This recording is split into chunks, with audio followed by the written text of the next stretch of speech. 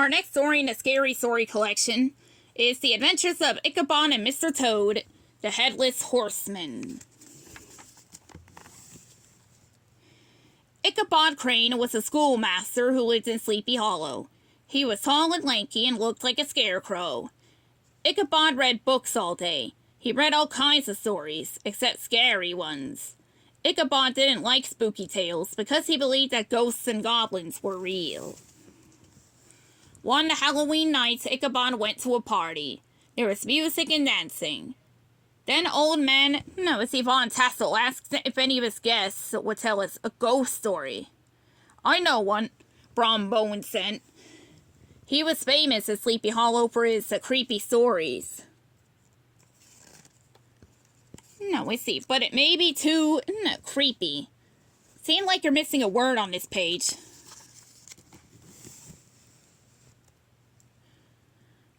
Maybe too frightening for some people. Ichabod gulped. He did not like to hear scary stories at all. But old man Von Tassel insisted that Brom tell his tale. "After all, it's Halloween," old man Van Tassel said. So Brom cleared his throat and began his story.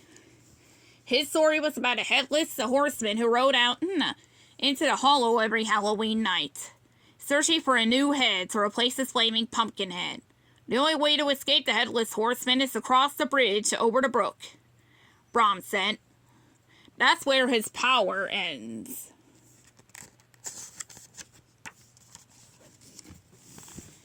Ichabod nodded fearfully, thinking if he ever ran into the headless horseman, he would remember what Brom had said and ride straight for the bridge. Soon the party was over. Ichabod said goodnight to everyone and climbed onto his horse. While Ichabod rode toward the hollow, the sky seemed to grow darker and darker as clouds covered the moon and stars. A cold breeze blew through the air. It sent a chill through the schoolmaster and made the trees groan above him. As Ichabod rode farther into the murky hollow, he began to feel very frightened.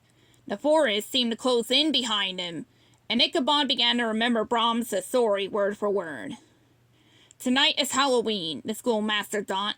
The headless horseman could be close by.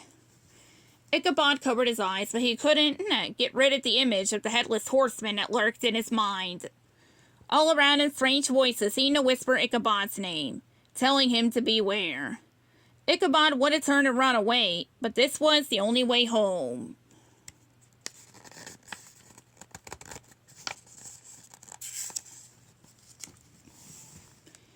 The wind howled through the trees, bending their branches like long arms that reached for the schoolmaster.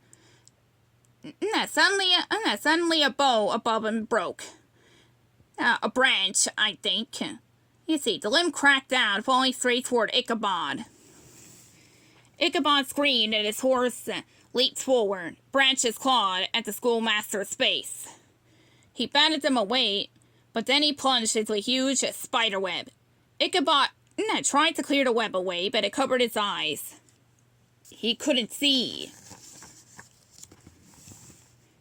When Ichabod finally managed to see clearly again, he got back on his horse. But all the schoolmaster could hear was a hollow clop-clop of horses' hooves as he rode through the woods.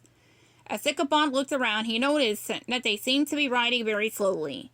In fact, the trees didn't seem to be getting any farther away. That's when Ichabod realized he wasn't moving at all. So he tried pushing the horse. Then he tried pulling the horse, but the horse wouldn't budge. But where was that sound coming from?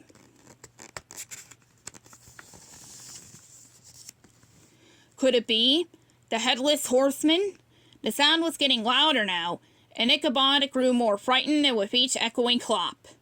Ichabod looked around and discovered that the sound was coming from some cattails that were knocking against a hollow log by his side. Ichabod was relieved, so relieved that he started to laugh. Just then someone else laughed too. It was the headless horseman. He was real after all. The headless horseman rode toward Ichabod, a gleaming sword in his hand. The schoolmaster climbed back onto his horse and grabbed the reins.